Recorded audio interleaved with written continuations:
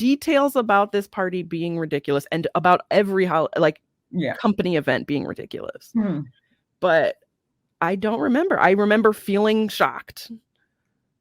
And so but I don't know that there was like a conversation happening or if he just came up to I don't know. You just blocked it out because it's that ridiculous and violating. It was a violation.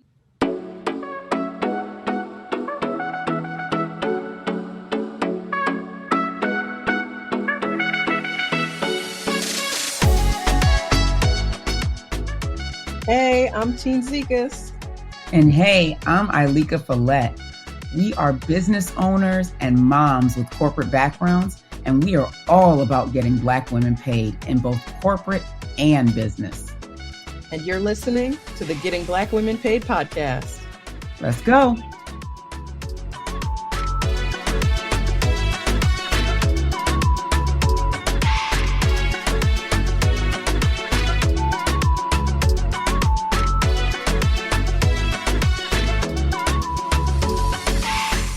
Hello and welcome to the Getting Black Women Paid podcast. I am Teen Zekas, your pivot and pay strategist. And I'm Ilika Follette, your business strategist. So today's episode, we mentioned this story in passing and realized we needed to do a whole episode just about crazy stuff that has happened in the workplace. So I'm going to start it off with recapping this story. Because the last time I mentioned it, I thought I had already told you, Ilika, and then you had a face, and I was like, "Oh, I see, I have not." So this, I don't even know. I'll just do the high level. Right. I was explaining why I left a particular company, and the answer was that the head of HR licked my face at the holiday party. Still don't even get how we got here. I mean. So the lead up just to that part is the head of HR was a gay man. Mm-hmm. And I think that he thought that like if he's not into it, it's not harassment, I guess. Because he would talk about women's bodies. He would talk about if they were getting fat. He would, so I think that my assumption is that he thought there was some other level of what he could get away with because he's not into women. Yeah. But I'm not here trying to get my face licked at work. It makes me or anywhere. I want to scrub my cheek just hearing the story. But go ahead. And I remember I was describing it to someone and I used the word unacceptable. Mm-hmm. And then I immediately was like, oh, damn, that means I have to not accept it, which means I need to go get another job. That was the line. But there was a lot of stuff that led up to that. I was at that company for over a year. This was my second holiday party there. But after each all company event, I used to have a meeting with the head of HR afterwards to talk about what the owners and CEO had done. They would make racist and sexist jokes at the expense of employees. At the events, they would have us do humiliating things for money. They would be like, oh, who wants to do this thing and get $100? Oh my gosh. What is a thing? Just an example of one of the things that they would do. So one was an outdoor event. It was like a sporting event. And there was a pool with like a water slide. And it was like, if you go off the slide head first and do a flip, you get $100. And one of my colleagues did it. But he is not a swimmer, and he didn't know that because it's like a water slide that the water would be deep there. So a lifeguard had to go in, and while the lifeguard was rescuing him, and we were not yet sure he would be okay, the CEO made a joke about how Black people can't swim. Was the guy Black who jumped in? Oh my gosh! Like, that's and we could even talk about why. There's a stereotype that Black people can't swim because when we tried to swim, people put an acid in the pools. Right. Exactly. Right. Like that's not. So he had made jokes about Asian people. I remember one of my colleagues Like at the holiday party, it was like, oh, like sing a song for $100 or like do a Mhm. talent. Like, but it was, I mean, it was like dance for money basically. Yeah. And Mhm. people were up there doing it. And then he would like make a joke about his like squinty eyes or whatever. And I'm like, dude, like what even are you doing? So after each all company event, I had like Mhm. a regularly scheduled meeting with the head of HR to be like, the owners did this, they did this, they said this. And Yeah. then came the holiday party where he was the problem. But And you I know was like, what? what? You know what's funny is before going into the story where he got ridiculous, but what's funny is most people don't get that HR is not for us. Correct. HR is to protect the company. So you're going to HR complaining about the owner of the company as if HR is going to do anything about it. Right. You Yeah, know? nothing was going to come of any of those meetings. Exactly. Unless I was just there to document, if I was going to Sure. sue. Because Mhm. in retrospect, I mean, this was so early in my career, I didn't really know what I know now about my rights and Right. things, but had I known how toxic this place was and that was illegal, Mhm. maybe those conversations would have been to get in writing my Right. complaints before going, Mhm. um, If he but wrote them down, because that's well, the I would thing. be following up then with an Yeah, email, right? Hey, to recap our conversation, exactly. XYZ, Mhm. right? You got to be the one to put it in writing because they're not going to. They're not going to, like, Or you H could record those conversations. now, right? But 20 Mhm. years ago, Sure.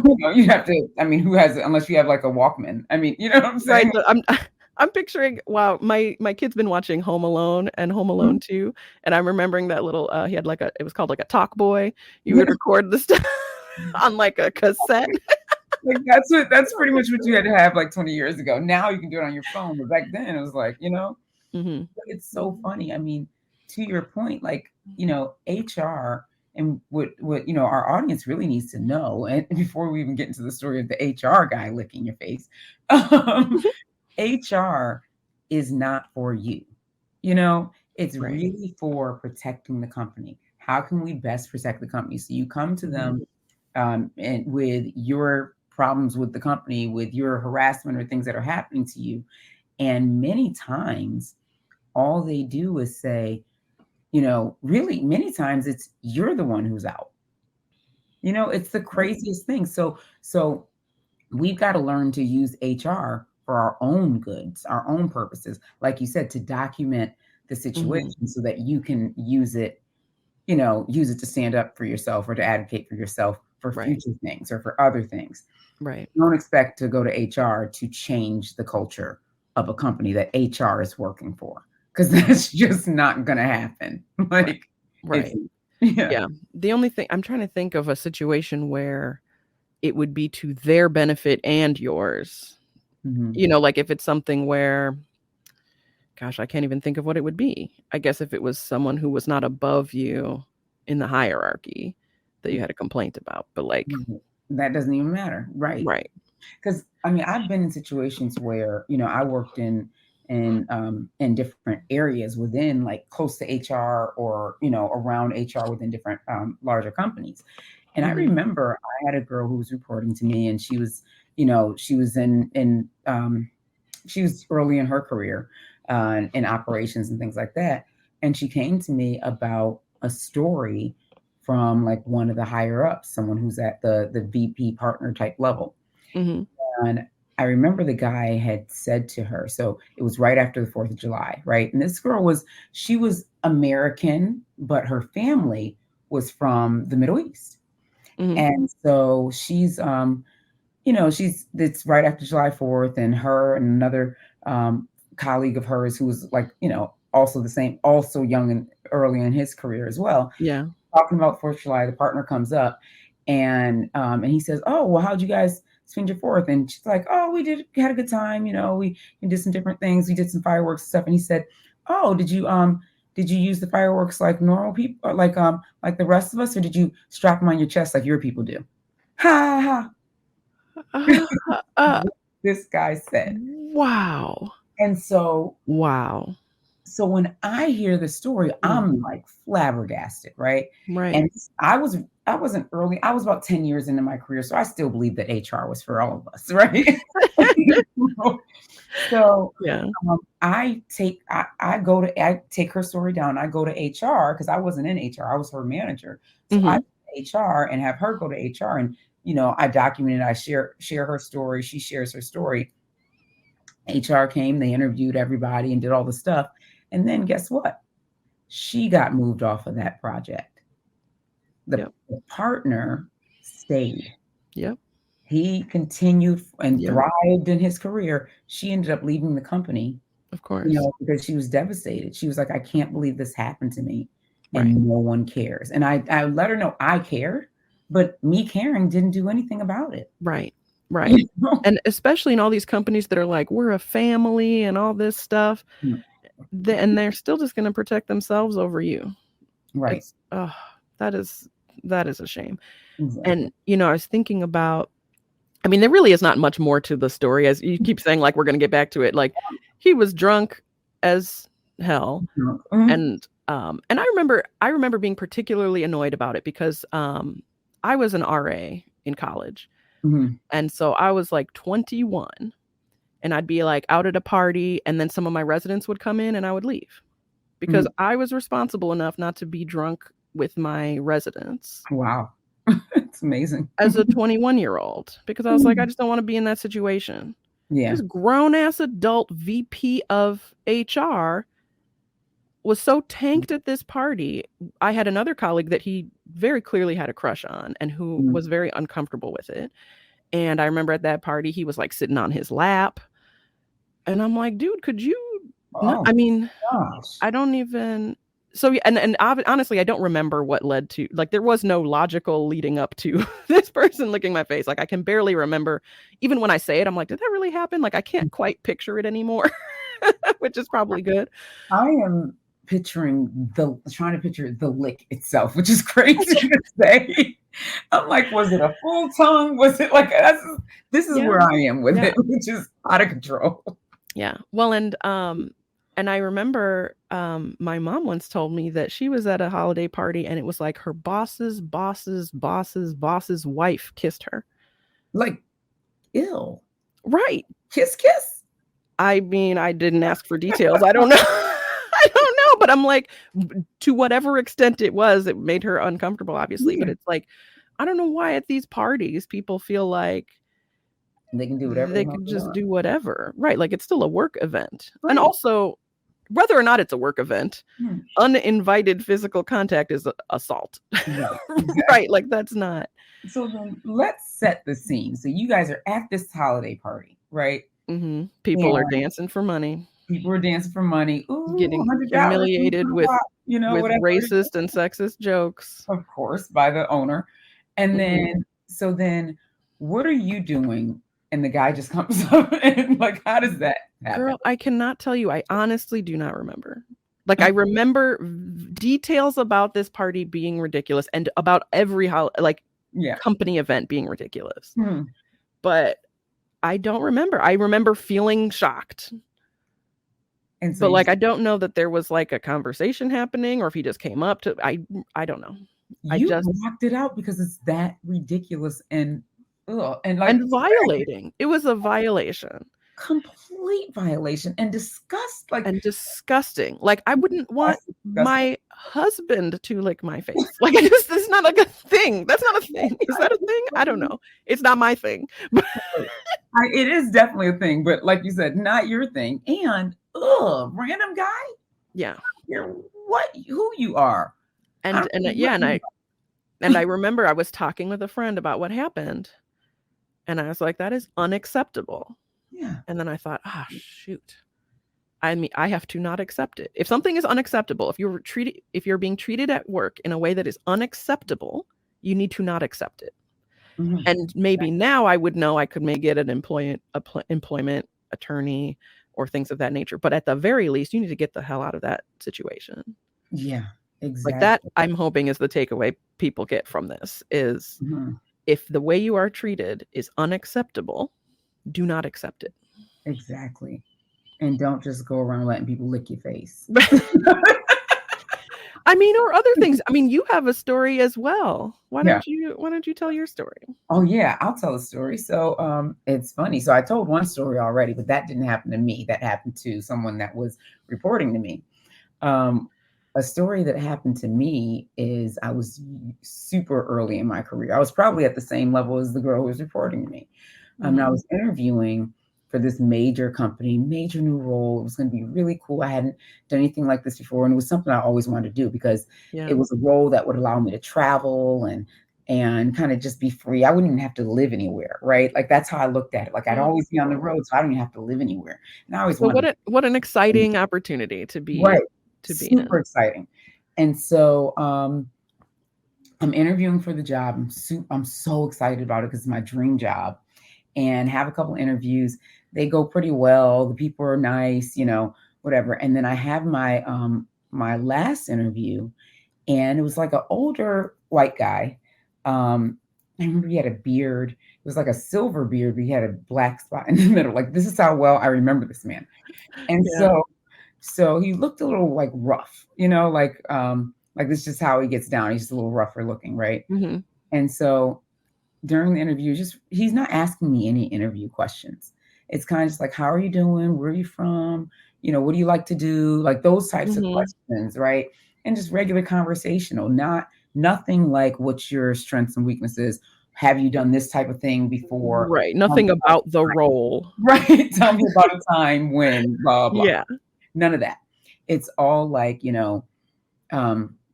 what do you do for fun and things like that, right? So you can get like one of those questions. You don't need a whole interview of those questions. Exactly. So I'm just answering them. I'm not thinking anything of it. And then he says, okay, so what if I told you that I had a role? Because this was like it was a consulting position. So I could go to different projects and stuff. And he's like, what if I told you that I had a role? And I'm thinking, oh, finally a work question. I'm excited to answer this because this is what I know how to answer these questions. Yeah. What if I told you I had a role where, you and I would spend a month in Mexico, together and, just seeing the land and really exploring and having a great time. And of course we'll do some work, but we get to have some fun together. And I was like, and I didn't know what to do. I'm like 24 and I'm like, yeah, I mean, I love Mexico, and the work sounds great. Okay, sure. Yeah, it sounds like a good role. I didn't know what to, I was totally unprepared and I was 24. So I'm like, well, there's no appropriate response to an inappropriate question. Right? Like, what were you supposed to say? Like, let's go live it up in Mexico together, Mr. That's so 60. gross. So I don't know how old he was, but he was asking you date questions. He was not asking you interview questions. He was asking like, this is our first date. What do you do for fun? Exactly. Who have you hung out with before? What kind of guys do you like? Like that's right. I hate it. So it's funny because after that interview, I felt obviously uncomfortable. And but I was like, this is a huge company. This guy doesn't represent the whole company. And I'm not gonna let this one guy ruin my chances. Your opportunity. Make me rob me of my dream job. So I did get the offer, right? And I took the job. Wow. And I was thinking, and as I took the job, I was thinking, I hope they don't put me on this trip with this guy. And I was thinking, am I sitting here as someone who would normally say, ooh, I don't want to, if someone's sexually harassing you want to get away, but I went for it. I went for the job. So for the job, not for the harassment, right? But in my mind, you were already blaming yourself. If anything were to happen, you were already blaming yourself. I might as well have said yes in my mind. So the cool thing is I never saw this guy again, Thank goodness. Thank goodness, right? Never saw him again. So I never had to go on any projects or anything with him. But also I found out afterwards, I can say no. I can say no to things. I can, to the projects and stuff like that. And the company's so big, I don't ever have to see someone like that again. So I think to me, that story says, don't It says, one monkey don't stop no show, right? Like, remember what's the, Lori Ann said that. One monkey don't stop no show. Basically, it's like one person doesn't have to dictate what your career looks like or what you do. And so it's funny because this actually leads into another podcast that we did, another episode where we talked about, those gatekeepers and things like that. But in this case, it's like that person that you're allowing to stop your show, that you're allowing to dictate what you do in your career. Had I turned down that role, my whole career would be different. There's so much I learned and so much that I grew from at that company. And, but if I had said no because of this one jerk. Yeah. I'm so torn on this story because it could have been the case that one jerk would have been your boss and every interaction would have been colored by that. And as we said, then HR would have been not on your team and what have you, like there's so many different ways that can go. And one person can have a big impact on your experience at a company. I'm so glad you didn't have to work with him. Right. But for folks who are in a situation where that person does have control over their experience at that company, that's when you got to get out. Yeah, exactly. Yeah. Had I gotten there and that been the case, I would have had to find a way to get out. Right. Or find a way to maneuver in different ways, But then, and depending on the size of the company, many times it's hard for one person to stop you. We are, if it's a company with 100,000 people, and then it's almost like we're allowing that one person to stop. Like we've decided, or we decided to believe that one person can stop us. Right. Maybe there are a million other teams you could go on. Exactly. There's other things that can be shifted and changed. And while you look for that shift and change, if you're feeling like it's not happening fast enough, we can always leave. We can always go somewhere else. Yeah. Always be open to other opportunities. Yeah. So I'm thinking my takeaways from both of our stories are do not accept the mistreatment and do not let someone's mistreatment of you dictate the trajectory of your career. Exactly. You can go after opportunities despite people whose actions are ridiculous. But if it is impacting you directly, you need to get out. Hit the road, especially in situations where it's a small company. A small company, there's nothing you can do, at times, right? There may be nothing you can do, but a huge company, right? Like the company I was at, I was a software engineer, and there was one software engineering team. Like we were just one, it was nothing. The owner is at the holiday party acting a fool. There's nothing that can be done, right? Right. So that's a completely different situation. I love that we have that distinction too between the smaller company and it's like get out or deal with this, right? Those are your two options. The larger company, it's like you can get out or you can maneuver around.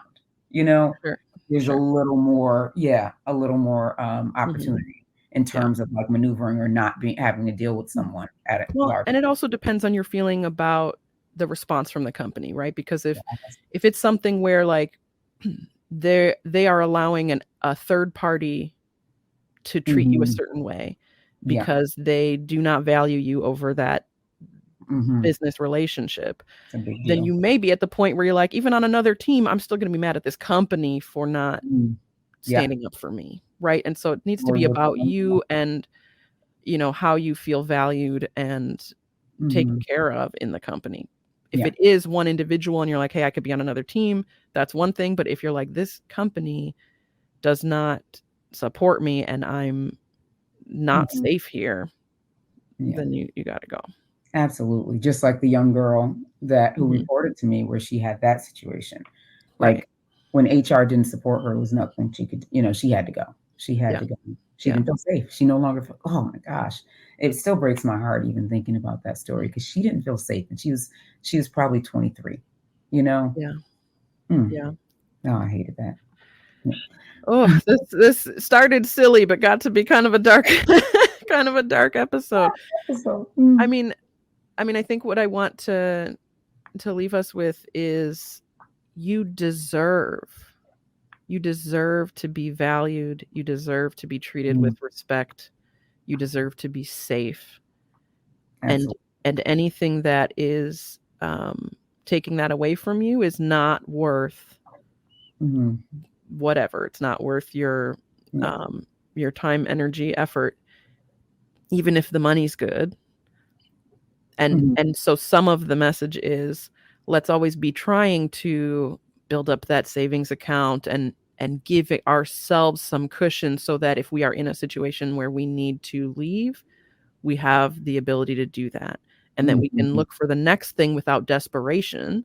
Absolutely. So if we are in an interview where someone is hitting on us or whatever, and it's a small company, you can say no thank you to that job because you're not desperate for the next thing. 100%. Or you don't have to say thank you. You could just say no. I think I say let's leave that here. We've got it. So thank you all for listening and watching. Be sure to like, subscribe, and share this with someone who may have gone through something like this. I think we all have a story. So comment your wild and crazy story. Or if you don't want to go as far as commenting, comment that you got one, because so many of us have them. And sometimes we've normalized it so much that we're surprised we even have it. Like when you said before we even started talking, I was like, I don't even have a crazy story. And then I thought, I've got about 10 crazy stories where something wild happened at work. So we've all got one. Comment yours below. And thanks for watching. We'll see y'all in the next episode. See you next one. Hey, thanks for listening to the Getting Black Women Paid podcast. If you want to hear more episodes like this one, subscribe wherever you're listening now. And if you loved what you heard, be sure to leave us a review. And make sure you share the podcast with incredible Black women in your life so we can continue getting Black women paid. All right. We'll see you in the next one.